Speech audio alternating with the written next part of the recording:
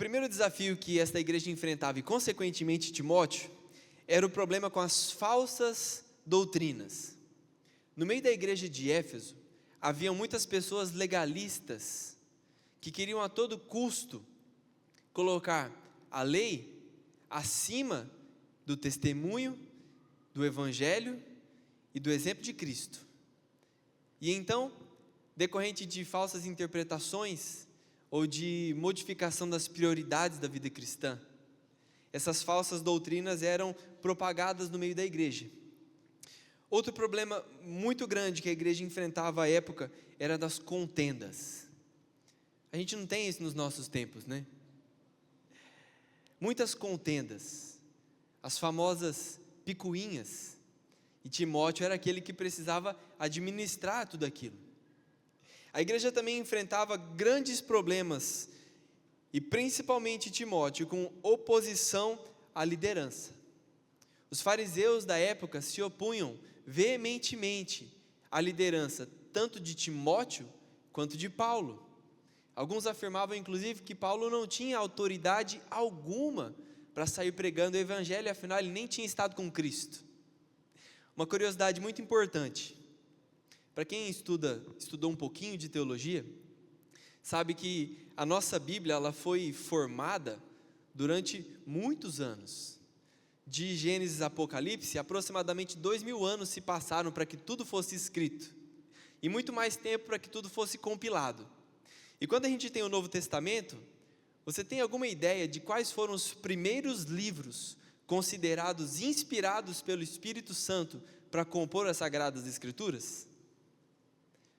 As cartas de Paulo. Então, nós estamos aqui olhando para Paulo, um homem de Deus, que está instruindo Timóteo, seu filho na fé, a prosseguir na proclamação do Evangelho. Mas esta carta não é restrita somente a Timóteo. Muito pelo contrário, essa carta é direcionada a cada um de vocês, a cada um de nós, individualmente, e a todos nós, como igreja do Senhor. Essa carta vai nos mostrar como nós precisamos e como nós podemos seguir em ordem dentro da igreja. Como nós podemos seguir a nossa vida cristã com ordem, a nossa vida cristã com mais firmeza nas passadas, e também a grande importância de nós retornarmos diariamente à verdadeira doutrina. Como nós vivermos uma vida cristã séria, guiada e balizada pela palavra de Deus, e não por esse monte de correntes e falsas doutrinas propagadas pelo Instagram, pelo YouTube, mas firmadas na palavra de Deus. Geralmente, eu vou falar jovens porque a gente tem mais contato com jovens muitas vezes. Chegam para nós e perguntam assim: como que a gente vai distinguir um falso profeta? Como que a gente vai saber se a pessoa é considerada um falso profeta, se a pessoa está falando coisas falsas que não vêm de Deus? A resposta é muito simples. Se ela não estiver falando algo que esteja baseado na palavra de Deus, ou se ela estiver falando algo que vá contra a palavra de Deus, então é uma falsa doutrina. Então, é uma pessoa que não fala em nome de Deus. E para que nós possamos distinguir o que vem de Deus e o que não vem, é necessário conhecer a palavra de Deus. É necessário conhecer os detalhes deste livro que está nas nossas mãos. Então, nos atendo simplesmente aos versículos que nós lemos hoje, do 12 ao 19. Esse pequeno trecho vai trazer para nós duas lições muito importantes com relação à graça de Deus. E a primeira lição, do versículo 12 até o versículo 17, nos diz que esta graça transforma. A graça que transforma. Quando nós somos alcançados por Deus, e consequentemente pela sua graça, isso necessariamente produz mudanças em nós. Afinal, nós passamos a viver uma nova vida. As coisas velhas ficaram para trás, eis que tudo se fez novo. Necessariamente, quando somos alcançados pela palavra de Deus, quando somos convertidos, tudo em nós precisa ser diferente. E não estou falando que se hoje você receber Jesus Cristo como seu Senhor e Salvador, você vai sair daqui totalmente transformado e a sua vida vai estar de ponta cabeça. Você vai passar a viver uma nova vida. E assim como um bebê de colo, você tem que aprender a viver essa nova vida. Você precisa deixar de lado coisas que te afastam de Deus e se aproximar daquilo que faz a vontade dele ser exercida na sua vida. Paulo era um exemplo vivo dessa ação transformadora da graça de Deus. E agora, ele tinha a missão de falar a palavra de Deus, autorizado pelo próprio Deus. Essa carta a Timóteo traz evidências dessa graça de Deus. E essas evidências ficam muito claras nesses versículos que nós lemos. O versículo 12 começa assim: eu sou grato para com aquele que me fortaleceu, Cristo Jesus, que me considerou fiel, designando-me para o ministério. Paulo deixa muito claro aqui que ele não era grato simplesmente pelo que Deus tinha feito na vida dele. Ele era grato pelo que Deus tinha feito na vida dele, só que também era grato pelo aquilo que ele era confiado a fazer na obra de Deus. Ele era grato pelo ministério que ele tinha recebido. Ele era grato por esse Senhor Jesus que o fortaleceu, que o considerou fiel, que o designou para o ministério. Ele foi alcançado não simplesmente por ser alcançado, mas ele foi alcançado para servir. Eu já disse até aqui na igreja, e lá em Costa Rica várias vezes, que o propósito final de sermos alcançados pela palavra de Deus não é simplesmente sermos salvos, porque se fosse assim, quando recebemos a Cristo como nosso Senhor e Salvador, automaticamente nós iríamos para o céu.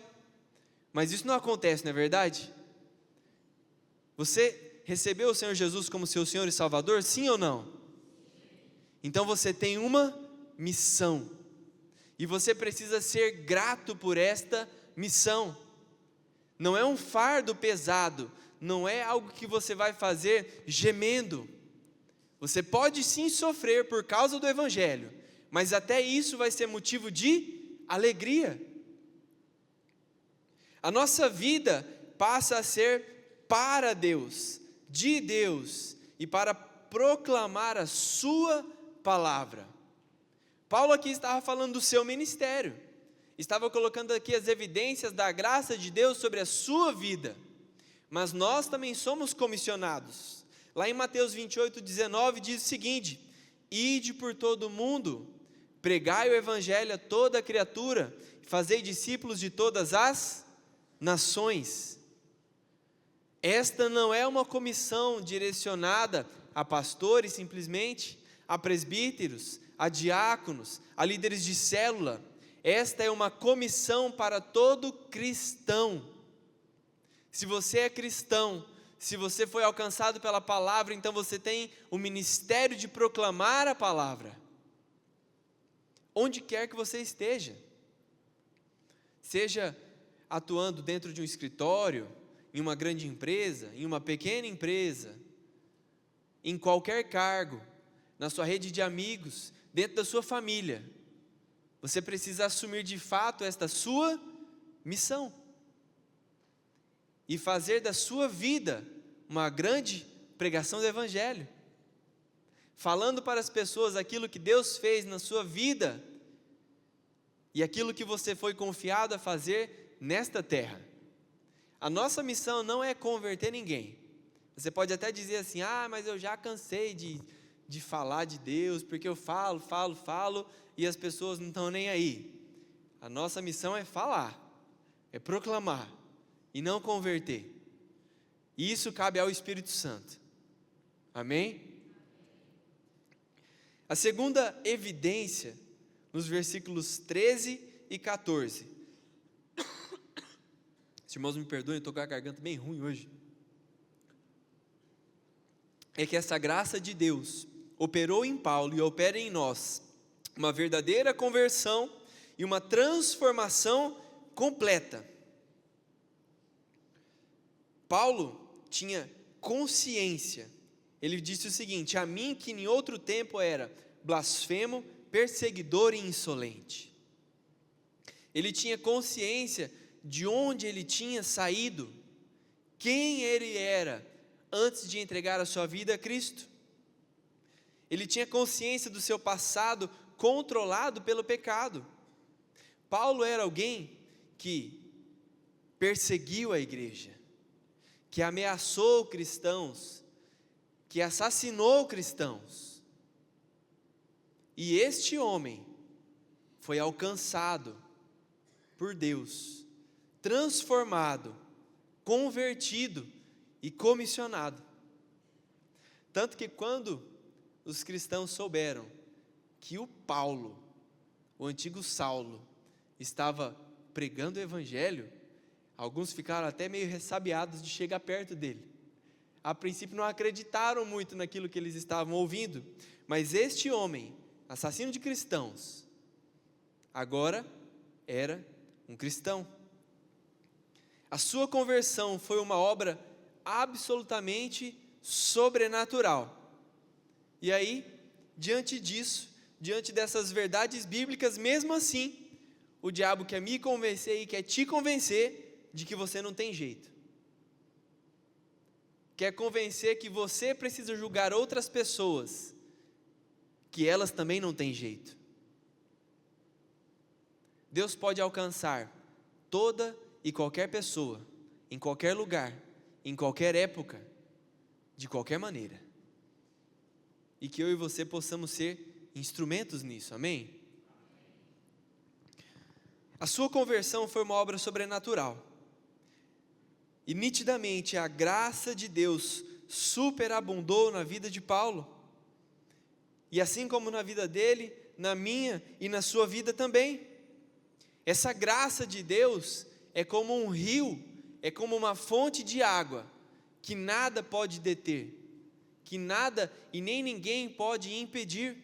A graça de Deus vai por todos os lugares. Há um tempo atrás eu estava vendo um testemunho de uns missionários, onde eles estavam na fronteira de países onde é proibido pregar o evangelho, é proibido entrar com bíblias. Então eles projetaram grandes balões, e nesses balões estavam escritos os evangelhos. Eles enchiam os balões, soltavam na fronteira, e onde quer que esse balão caísse, quem quer que recebesse este balão, ia ter em mãos o evangelho de Cristo. Nada pode parar a graça de Deus, nada pode deter o avanço da palavra, absolutamente nada. O ambiente onde você convive, seja lá qual for ele, tem espaço para o evangelho. Onde quer que você pise, você pode proclamar a palavra de Deus.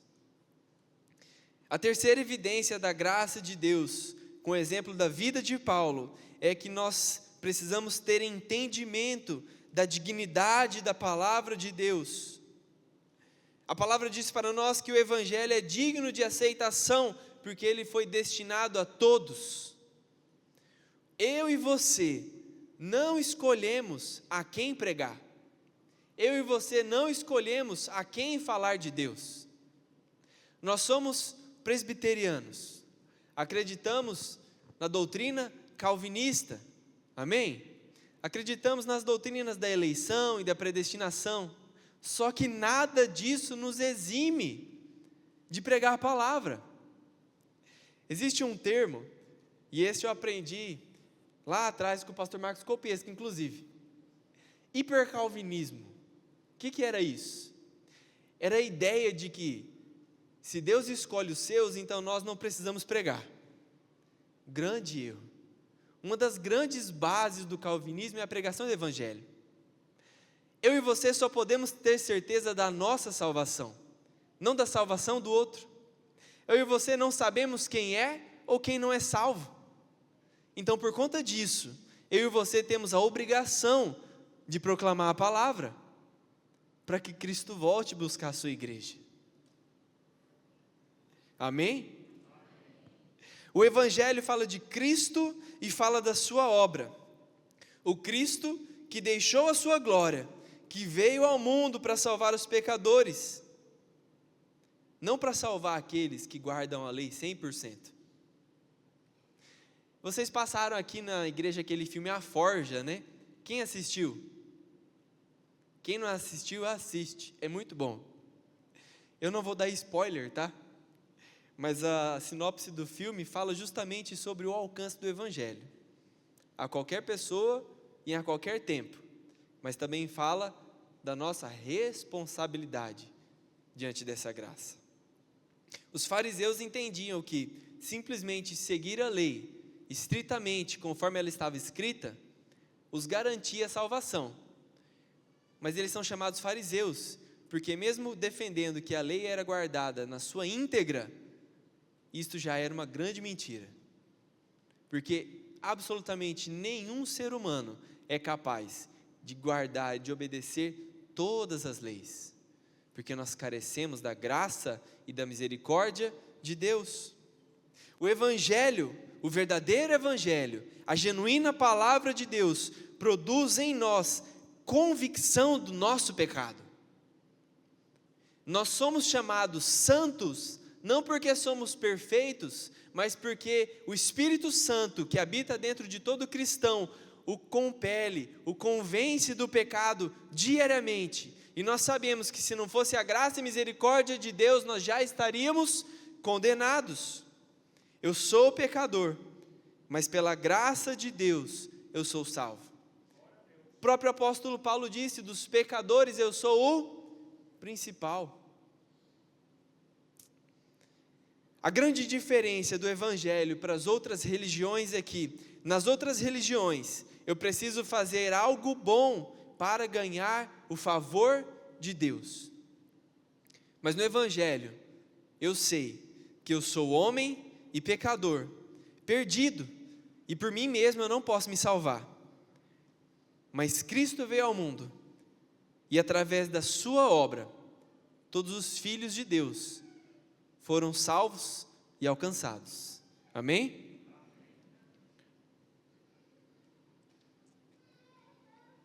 A quarta evidência, conforme o exemplo da vida de Paulo, nos versículos 16 e 17, é que essa graça necessariamente transformou Paulo e nos transforma em exemplo para os cristãos e para os não cristãos. A conversão de Paulo é um modelo da graça de Deus. A conversão de Paulo é o nítido exemplo de que a gente não pode sair julgando qualquer pessoa que seja, por qualquer erro que ela tenha cometido, porque senão nós vamos nos igualar aos fariseus. Deus alcança qualquer pessoa. Ele alcançou Paulo, e olha quem Paulo se tornou nas mãos de Deus. A vida de Paulo e a nossa vida precisa ser uma demonstração da paciência, da longanimidade de Cristo. A obra redentiva de Cristo Jesus precisa ser esperança para aqueles que, entre aspas, não são dignos de ter esperança. Assim,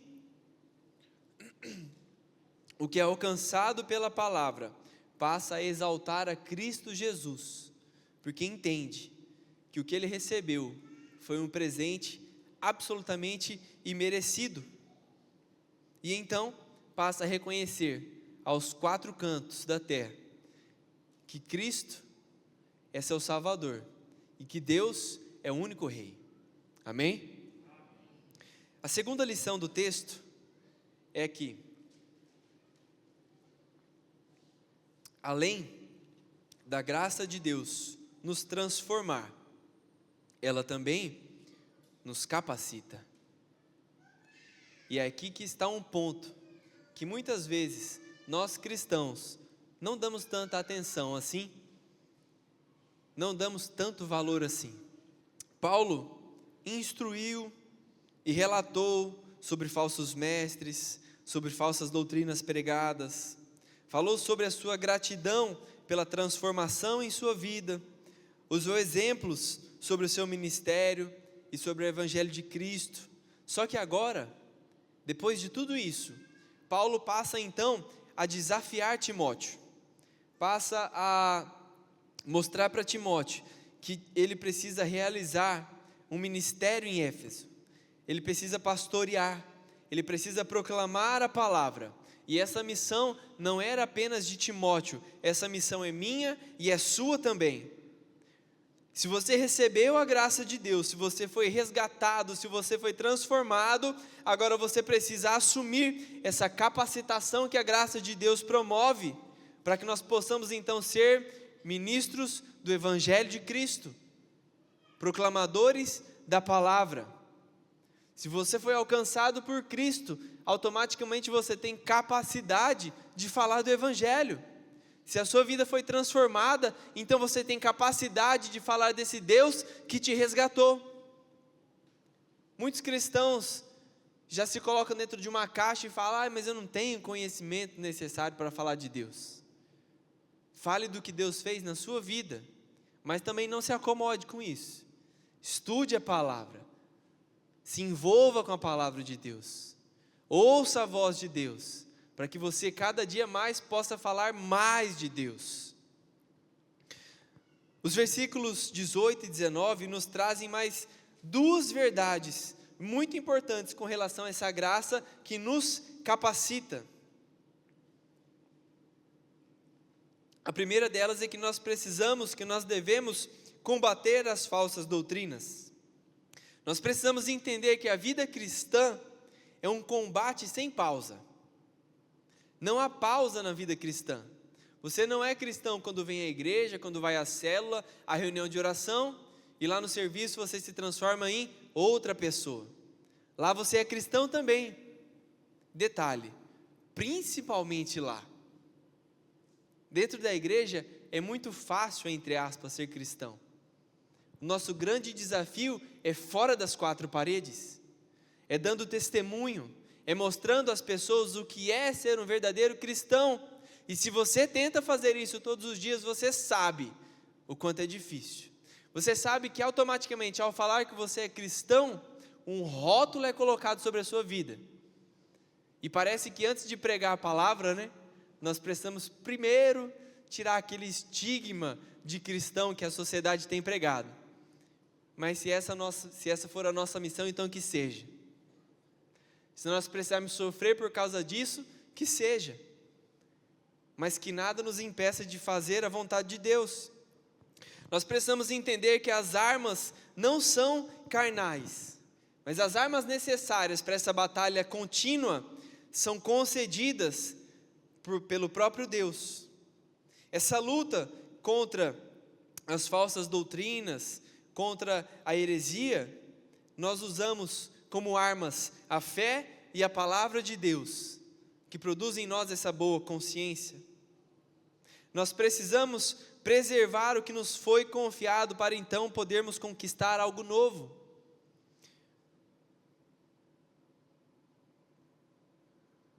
Paulo diz assim, este é o dever que eu te encarrego, ó filho Timóteo, segundo as profecias que antecipadamente foste objeto. Com essas profecias, combate firmado nelas o bom combate. Nós devemos nos aproximar dessas armas. Nós devemos nos apropriar dessas armas pelo conhecimento da palavra de Deus e pela intimidade com Deus. Se você tem dúvidas de como é que Deus fala com você, mas como que eu posso ouvir a voz de Deus? Você está com a sua Bíblia? Pega ela. Essa é a voz de Deus. Essa é a palavra de Deus. Quando você lê as Escrituras, você vai ver que desde a criação do mundo, a palavra de Deus é proclamada. De alguma maneira, a palavra de Deus é proclamada. Adão e Eva tinham a palavra de Deus proferida pela própria boca de Deus. Posteriormente, Deus começa a usar profetas para proclamar a palavra. Depois, a palavra de Deus passou a ser escrita, e o próprio Deus deu exemplo disso, quando Ele escreveu os 10 mandamentos. Então, a palavra dos profetas, a palavra do próprio Deus, a palavra encarnada em Cristo Jesus, está nas suas mãos. Leia a palavra de Deus, se dedique à palavra de Deus, tenha intimidade com a palavra de Deus, clame para que o Espírito Santo revele essa palavra de Deus até você, e gradativamente, dia após dia, nós seremos transformados, dia após dia, nós seremos convertidos segundo a vontade do Pai, e então isso produzirá em nós esta boa consciência. Uma vez alguém disse assim: nossa, mas parece que quanto mais eu me aproximo de Deus, mais tentação me aparece. Na verdade, isso é uma grande mentira. A verdade é que quanto mais eu me aproximo de Deus, mais eu mesmo vou percebendo que muitas coisas que antes eu praticava já não combinam mais com a minha vida. Que muitas coisas que antes eu considerava certas, ou que não tinham nada a ver, agora eu entendo que não podem fazer mais parte de mim. Quanto mais íntimo com Deus, mais eu rejeito, mais eu tenho nojo do pecado. Amém? E a segunda verdade, no versículo 19, é que nós precisamos permanecer vigilantes e cautelosos, mantendo a fé e a boa esperança, porque muitos rejeitaram e abandonaram a boa consciência, não boa esperança, a boa consciência. Falsos mestres rejeitaram e continuam rejeitando esta boa consciência produzida pela palavra de Deus. João Calvino dizia o seguinte, que a má consciência é a mãe de todas as heresias. A má consciência nada mais, nada menos é do que nós nos distanciarmos da palavra de Deus. Nós precisamos receber a palavra de Deus, guardar a palavra de Deus, clamar ao Espírito Santo para que Ele revele essa palavra de Deus a nós. E assim, aquele versículo vai fazer diferença em nós. Guardei a sua palavra no meu coração para o quê? Para não pecar contra ti. Ou então em Salmos, como pode o jovem manter puro o seu coração? Guardando a sua palavra, tendo prazer nela, dia e noite. Você não pode encarar a palavra de Deus como algo penoso ou mais um compromisso do seu dia. Você tem que encarar a palavra de Deus como o momento mais prazeroso do seu dia, quando Deus fala com você. Quanto mais nós conhecemos a palavra de Deus, mais nós sabemos que somos pecadores e mais nós temos consciência do quão dependente nós somos de Deus. E assim, o Espírito Santo vai operando em nós, dia após dia. E sabe quando isso vai acabar? Só no céu. Seja lá qual for o seu nível de cristianismo, você ainda precisa ser transformado por Deus. Seja lá qual for a sua caminhada de fé, você ainda é dependente de Deus. Carece da graça e da misericórdia dEle todos os dias. E então, diante dessa doutrina da graça, nós não só reconhecemos que somos pecadores e incapazes de nos salvar, mas nós ficamos gratos pela salvação e também pela missão. Amém? Essa é a palavra que Deus tem para nós nessa noite. E eu queria, assim como fui desafiado por Deus, te desafiar também. Se você entende que precisa ser mais grato pela salvação recebida, que você precisa assumir de fato a sua missão nessa terra, eu queria te convidar a ficar de pé nesse momento, para que nós pudéssemos, todos juntos, a fazer uma oração, clamando pela graça e pela misericórdia de Deus, para que isso seja cumprido nas nossas vidas.